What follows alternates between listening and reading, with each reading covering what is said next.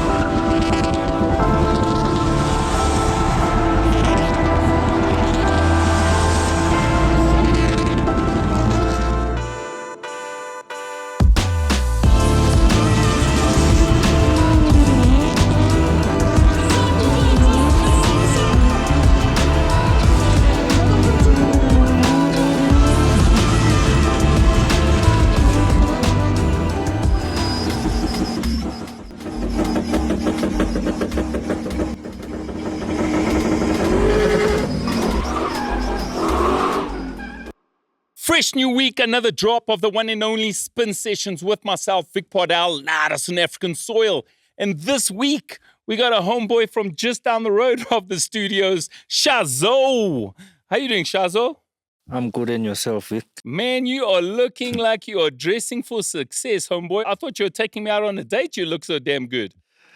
Yeah, dressing is, you must look good always. Absolutely, bro. Impressions definitely last, especially those first ones. Shazo, straight out the bat, who's your greatest influence in spinning? I always looked up to my uncle. He's Iki. We just got to say this again. Uncle Iki. So when you think of uncle, you usually think of someone who's at least 10, 20 years older because they're your uncle. What's the age difference between you and your uncle? 5 years. That's why everybody thinks they're more like, brothers, cousins, primos, something along those lines. People mistake us always. They say you guys are brothers. No, absolutely. Whoever looks at us. You look so similar in age. Yeah, true. So tell me a little bit more about your uncle. How did he become this great influence of spinning towards you? He started back in 2010. Iki. He became a spinner. He always loved E30s. He had many E30s in his life.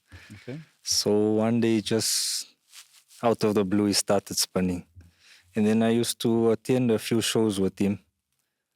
Then back in 2018, I don't know if you remember, Pule had a show next to FNB Stadium. He had like a used pitch. to have that little access to that little area. So I remember that. Iki told me, take the car and go in. I'm like, I don't know what to do. He says, just go, take the car and go in and spin. Yeah, foot flat, lock steering wheel. When you want to stop, press clutch, the car will stop. So I still remember I took the car, and as I was pulling off, the spin car's clutches and stuff, aggressive, yeah. It switched off, and I was nervous at that time. Really nervous. So he told me, start the car, be calm, just go in, do your thing, and, come out. So I went in, done a few donuts, and I was like over the world. Yo, I'm a spinner now. It is an incredible And feeling, right? that's when it started. The bug bit me. How and when did you get your very first own spin car? So I told Iki if I started myself now, I want a Lexus V8. A man after my So- own heart. Straight to the Big Mac Daddy V8. Yeah. So I told him I'm not going to spin anything. It must be a Lexus V8. Can I ask you why? Because I'm a V8 kind of guy, so I like to know I think why. I always loved V8s. I like a V8 too. I love V8s. I think my cars are also V8s. I've Nice. owned E92 M3 V8. So Nice. I've always loved V8s. Yeah, me and you on the same WhatsApp group there. Me, I like V8 too. V8's a nice, Yeah. strong, torquey motor. Except when they run bearings. Nah. Yeah. So in 2019, Iki started building the car for me. So Oh, wow. 2019, I had my first spin car. So I know that Wheels and Smoke has become very much your home base. I think you guys created a huge, both you and Iki created a huge fan following from a Thursday night at Wheels and Smoke. Tell me a little bit more about that relationship and why has it become so important for you as a spinner? So 2020, the lockdown and stuff happened. Yes. And long, everybody thought Yeah. it was a 3-week holiday. It turned into like a long 6-7 months to, I think, close to a year and a half. For us as entertainers, man, it was like a year and a half. Yeah, true. Yeah, it was long. So there weren't any spin events or anything happening. So myself and Iki used to go to Wheels and Smoke, practice now and then. And then 2022, we started spinning at N12 and Rudaport Spin City. Okay. So Thursday nights would be Wheels and Smoke. So I think myself, 2022 was my year that I perfected my driving at Wheels and Smoke. Yeah, I got to admit, for me, I think Wheels and Smoke was a huge contributing factor to yours guys, for the lack of a better word, fame and status. Because, man, you guys definitely always put on massive rounds for the crowd, whether it was a Thursday night spin session or if it was Revved Up Sunday or it was a big Saturday event. How important do you feel Wheels and Smoke's contribution to the spin scene has been, especially Thursday nights? Because it's basically been open practice for especially young developing spinners. How important do you feel their contribution to the spin scene has been? Look, Wheels and Smoke is the only place that never closed besides the lockdown. Yeah. They open every Thursdays, whether it's raining, it's hot, it's cold, crowd, no crowd. So you have a chance as a spinner, Thursday night you can go do your things, practice more on the pitch. It has really hard walls. I think I know every inch of those walls. Sure, you're making me laugh, yeah. But yeah, I think Wheels and Smoke is a really big contribution towards, us like Central Johannesburg. It's really close to us. Absolutely. We can practice, we can test our cars. Doesn't have to be a Thursday night. You can hit Monday up at any time and he'll let you use the venue. Yeah, he's super good like that. I must say, like a few times I've had to just do some tests on my cars, whether it be the drift car or the spin car. Is always been accommodating. Talking about box shapes, you said the wall was hard. How many bodies have you gone through in this short career of yours? I'm currently, I think you saw my new body. That's my third. Yeah, spinning is tough on bodies. I actually really started spinning, you can say 2022. So 2 years you've gone through basically. This is my third you're body. on your third body. And when do you feel it's time to change your body? Besides a serious impact, like when do you feel the body's had enough flex and torsion go through its... My problem was I was steering the diff carriers at the bottom. So the body was starting to tear off towards the rear end of the body. It starts pulling apart, I've changed the diff carriers and stuff. So eventually it just tore everything apart. You can't even change the diff carrier. So so you'd see the back of my car has always been the worst. My front, from the driver till the front, it's clean. Yeah. From the back door going backwards, it's like... Yeah, tap and go, Baba. Tap and go. Tap the wall and go, Baba. Carry on performing. So you're obviously in the car trade game. You're in the industry. When it comes to sourcing E30 spares, how challenging has that become in the last, let's say, 12 months? It's been really challenging. So are body parts or motor and transmission parts harder? Which is harder to find? My side, not really the motor and gearbox sides, because there is still a lot of Lexus V8s before the gearboxes. There's a lot of them. On the body side, yeah. Scarce, it's really hard to get a body, with papers and stuff. And I like plastic bumper. I don't like chrome bumpers. Plastic bumpers. Plastic bumpers are so scarce. It's really scarce. And fetching good money. Like, guys are asking really good money for, like, not such great stock. Yeah. I've asked this before a few times, but what do you feel is the next spin body? Because eventually, all the E30 bodies are just going to be either completely unusable, rotten, or just, super expensive. It's going to be clean cars that people don't want to turn into spin bins. So what do you feel is the next body of choice? I think E36. I've spun one before. And the handling is not much of a difference than an E30. E30 is nice because it's a shorter wheelbase and it's much lighter. You know what makes a spin like a E30, the lighter it is, the better it behaves. Yeah. But like I said before, take a grinder to an E36, it will almost get there. E36 with a Lexus V8. I don't know if you know Dubai Group. Yeah. Summer. Yeah. I've spun this car quite a few times. And the guys from Corkstad are also very, very, fond of E36s and E46s, a lot of Lexus V8s there. Funny enough, I don't know why, but most of the Corkstad crew have always, played with the E36 or E46 platform for whatever, except Kelly. Kelly got a E30, but yeah, so I like a E36. I do think it's the next affordable car to build. I think they're cheaper than E30s at the moment. Absolutely. Especially in space. Absolutely. Yeah. No, hands down, bro. Like, it's just crazy. Do your uncle and yourself get to travel across the borders? Have you done some inter-African travel? Have you been able to hit Botswana or? Spinning side, no, not yet. But we're planning to try and go out a bit.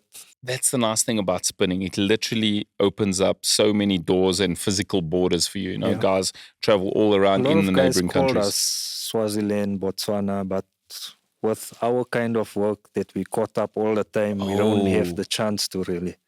But because you always have to travel a little bit earlier. Yeah. We are planning to, get out a bit. If you had to build your perfect spin car and money wasn't an issue, so budget wasn't an issue, right? What would that E30 look like? I think it would look like a proper drift car. So fully spec, Fully spec. Not really with the suspension side, but, roll cage, which I have now, it's a drift spec roll cage. It's good to hear more and more spinners acknowledging safety requirements, roll cages, suspension, building cars to perform better. Yeah. Okay, I do have coilovers, roll cage, fuel cell. We take all the safety precautions. The fuel lines are braided, it's banjo bolts, so no clamps. I've seen some really oddly built spin cars. Guys, if you are building spin cars, please listen to the next few lines that are coming out of my mouth. Please do not run fuel lines through the passenger side or through the passenger compartment of a spin car. Fuel lines must run underneath the vehicle at all times. It's scary to see how many cars I've seen at spin shows run a fuel line from the tank, which is usually at the back, through a hole, or they've cut the rear the rear wall out. They've got the fuel pump, which is under pressure, bolted behind them, pointed almost in the same direction as the driver, and then the fuel line running underneath the passenger side. I'm like, guys. Okay, so even if it's braided, because mine's running inside the car, on the side. Even if it's braided. So braided is better. I won't argue. because there's more protection. So the chances of the fuel line being pinched or anything is less. And there's no passenger seat or anything in my car. No, guys, no. You never run fuel lines through the passenger compartment of a car for whatever reason. Like, don't get me wrong, braided hosing is a much, much better option. But unless it's running, let's say, the braided hosing in a closed channel, let's say you had to run, like, for example, I don't know, for the lack of a better word, like PVC piping. Okay. Would be better. But if it's open fuel lines through a passenger compartment, I highly, highly, highly ask you not to do that. Run it underneath the car in any way. I'll tell you why, and it's happened, and that's why I know. For whatever reason, remember that the fuel lines are under pressure, always, because you got the, wherever your fuel pump is. Yeah. So it's under, depending what bar pressure you guys run, the Caravel pumps run all the way until 6 bar. So it's under a lot of bar pressure. So if you, not necessarily cut, but let's say there's the slightest pinch or hole in that fuel line, what happens? It sprays fine mist. And obviously when you're spinning, you're in the motion, there's adrenaline running, whatever. And obviously when your tires get to the end of the rubber, it gets to the metal part and it sparks. And if that sparks ignites that fume, there's going to be a fire with you inside the passenger compartment. So guys, if you want to learn any safety tips this week, please do not run your fuel lines through the passenger compartment of a spin car. Please run it underneath the spin car where it's meant to run. Yeah, it's just it's a big safety thing. Running under the car.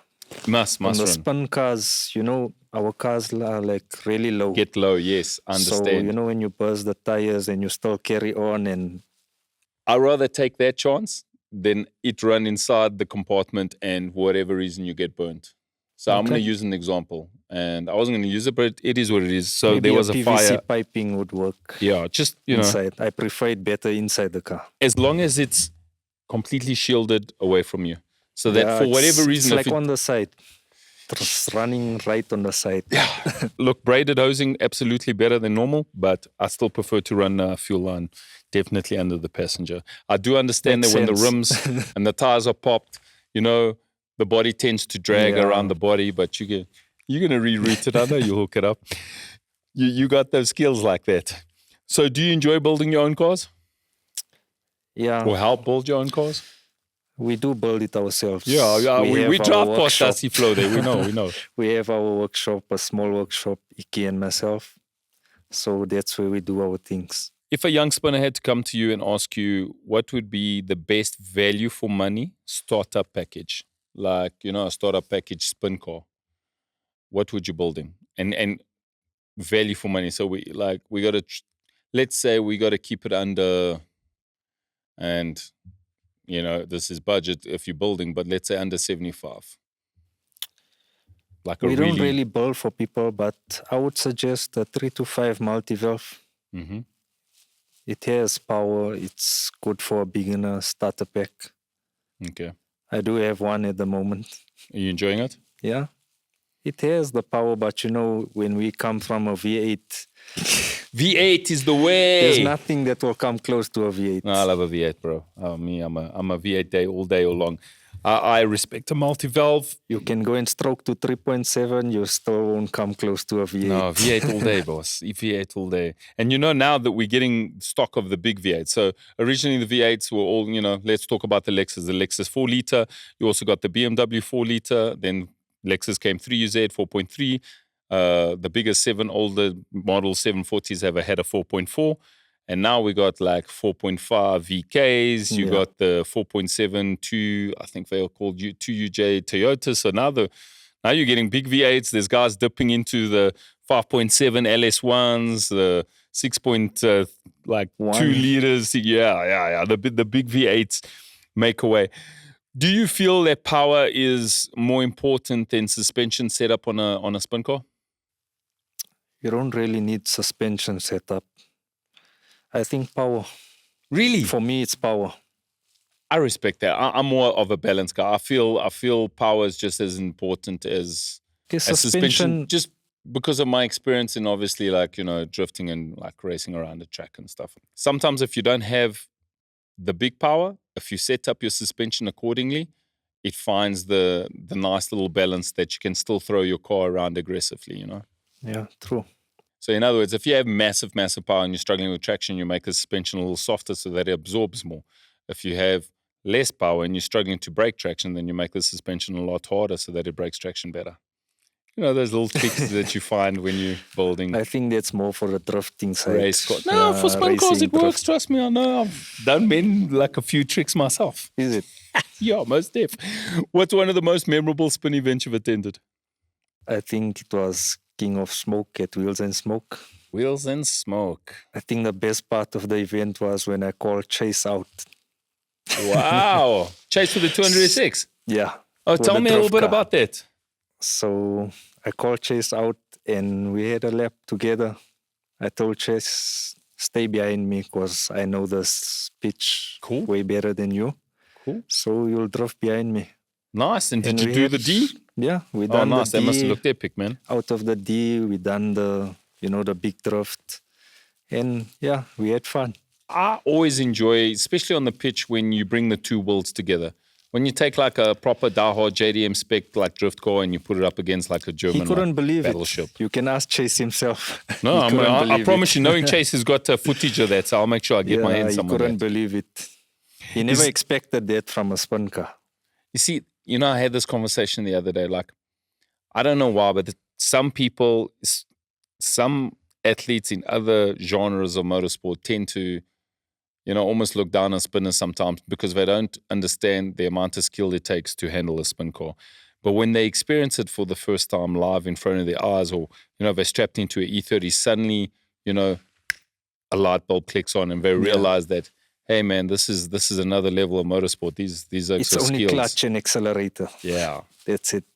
It's pretty epic. Is there any event that you haven't attended that you'd look forward to attending? Or, spinning in that particular pitch? I want to try the oval in Polokwane. Oh, nice. Yeah. So, Feroz and Katra's played. That's very nice. People say it's bigger than Mayhem, but it should be the same because when you're racing oval track, they've got rules and regulations, but it does look a little bit more broader and spread out. I'll tell you one thing about Polokwane's oval track. When the sun sets, you get some really epic shots. When the cars are power sliding through the bank and you got the sun setting over the trees, it's always well packed. It's always well supported by the Limpopo area. And the Polokwane oval track it's pretty special, actually. I really want to try it. I love oval tracks. Yo, Katra and Uncle Feroz there, man. Hit the man a little bit of an invite there. He wants to come and slide. Yeah. Would you like to perform overseas anytime soon? No, I'm not talking about like local as in, African countries, Namibia, Botswana. I'm saying like some of the people that have had that ticket to, go to like North America or Europe or Brazil. I think I would do it if I had the opportunity. Tell us a little bit about your feelings towards Red Bull Shimoto and what went down this year. So Red Bull Shimoto, I think it's a bit unfair. Why is it unfair? We want to know. I think they should get like new judges maybe. Tell me why you think they need new judges. Because we've had a lot of like, obviously... Leave the crowd out. Put maybe 5 judges and the point set up and, Let me ask you a question about judges.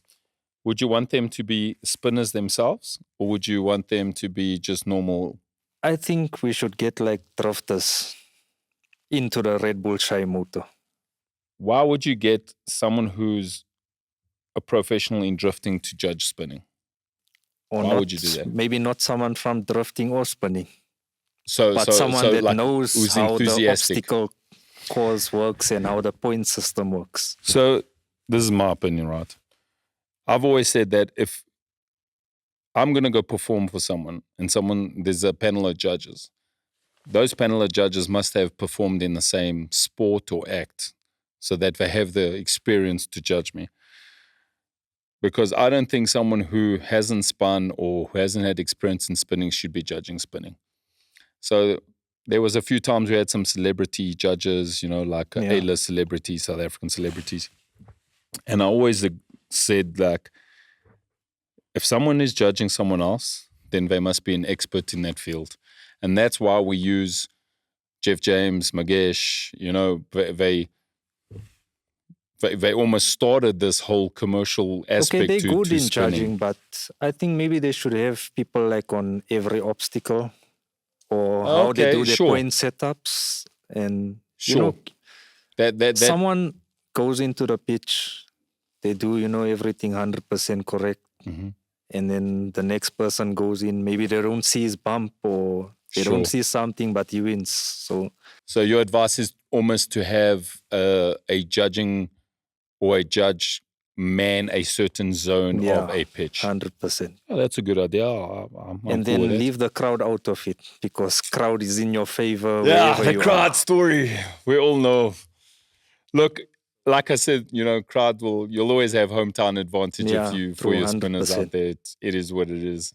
Or we have a secret location. True But story.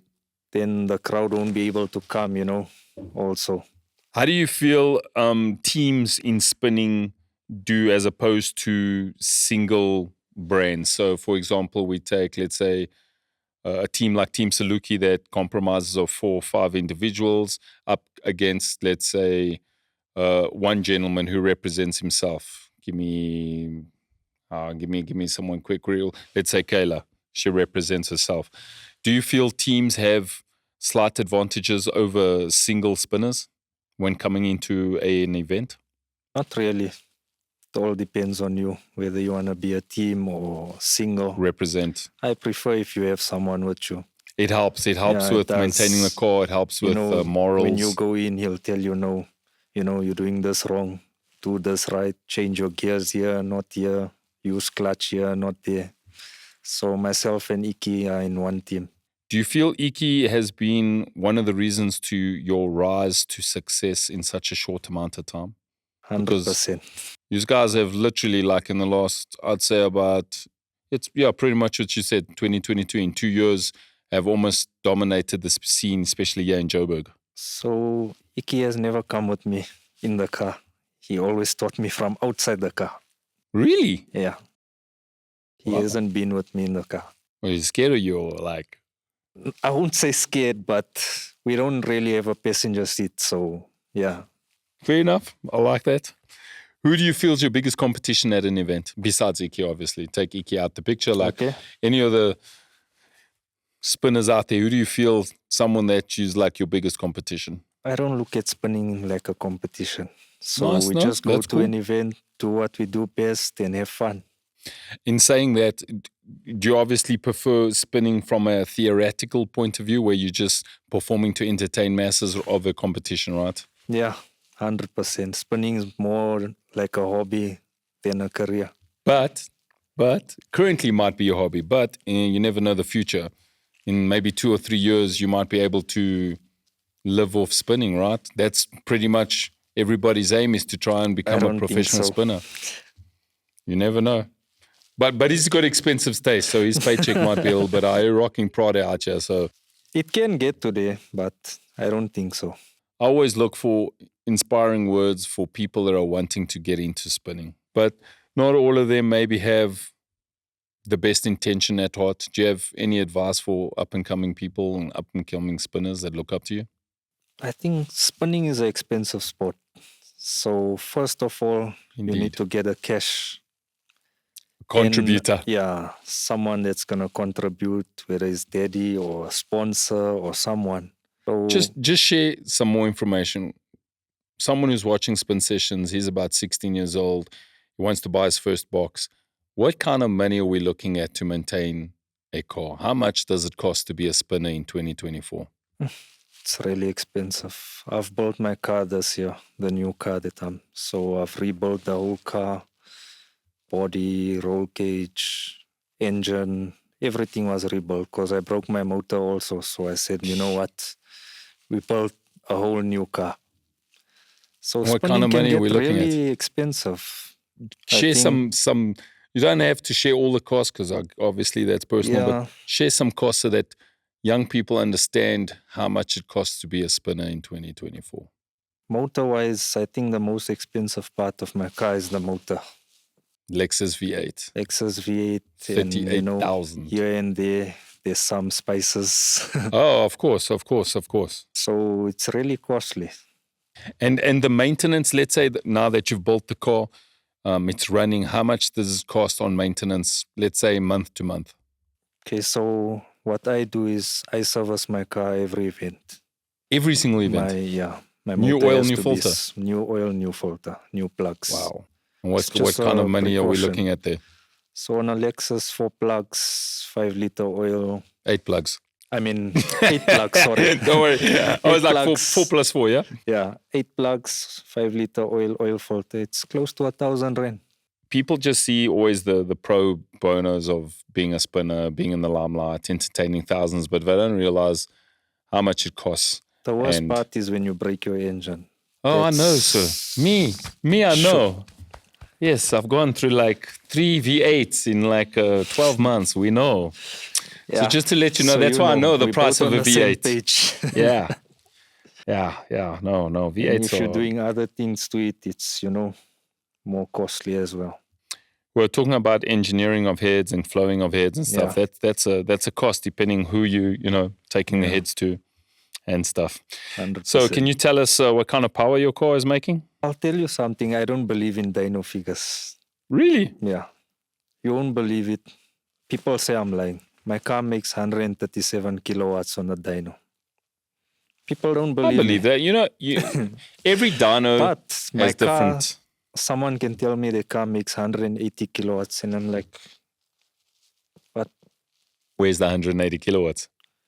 Because 137 kilowatts is, making Sure. flames on the pitch. Sure.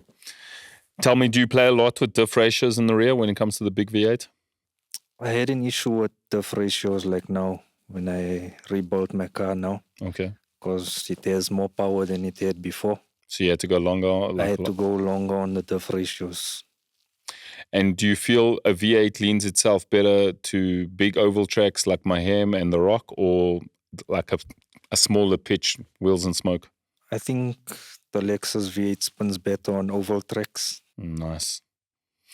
Let me ask you a personal question for my own enlightenment. How do you keep your car cool? Because the V8s protrude a lot of heat and a lot of people struggle. And we've had this conversation, especially with my boy Rio and also the one and only Scorpus. Truly the only way to keep a Lexus V8 cool or cool for longer is obviously running a viscous fan. Yeah. Do you run a viscous? So my car is on ethanol. Okay. It's running half ethanol, half 95. And then I run a viscous fan and a Davis Craig Nice. on the other side. Yeah, I strongly believe in a viscous fan. There's guys spending a lot of money on electrical like fans and the big fans and fans from Evicos and what. But ain't nothing better than a viscous. The problem with the viscous on a V8, especially an E30, is you got to tuck the V8 as far back as you possibly can. Yeah. So that you can make space, so that you don't have to cut the valence. Cut the whole front out. Yeah, you see. And then I rebuilt the whole front. A lot of guys also doing a lot of tube chassis. I think Rio's car is also tube chassis in front. He's literally cut off the valence and built a tube. The original grille and the look. Yeah, so I built everything back once the radiator is in. And then we try and put everything back. Clean spin car culture. Clean spin cars. We like clean spin cars, ne? Yeah. We're pushing that this year. We're pushing that. I'm with you there. You can't really keep a spin car clean. No, you can. Don't say that. Don't say out loud. Don't say that out loud. You can always keep a spin car clean. I think only if you spin in the middle. No, you can keep it. It will have scores. I'm not saying it won't have scores. There will be scores. Because spin cars are gladiators. Unless you spray every week, yeah. No, that's Zico. Zico sprays every week because he's got his own shop. Zico, stop spraying your car every week, okay? Yeah. No, it's hard to keep a spin car clean. But you can still always present and be like, I've seen spin cars come to pitches where I'm like, not now falling apart. There used to be this gentleman, I used to call him Botsotso. Not Botsotso, what was it? Man, he used to have a E30 Cabriolet with no front end. Like nothing. No nothing. No fenders, no valence, no nothing. You just had the big, multi-valve engine. I was like, My man, there's half a car here. It's a cotta. That's what I used to call him. A cotta. There's a cotta here. No, I believe cars should always still Presentable. Yeah, absolutely. It's an Can have extension of your scars. personality. It's an extension of your brand as a spinner, and you must always look good. True. That's about it, homeboy. I want to say thank you for coming through to Spin Sessions. I hope you enjoyed the time with you. Before I let you go, I always ask this very important question that I like to know from all my guests. Who's your top 5 spinners in no particular order? I think more the upcoming spinners. the Nice. I young like a generation. fresh take on that. Tell me some of the upcoming spinners. So, Mano, Hey, my man, that Panjaro. name's being dropped often these days, huh? Panjaro is really coming up.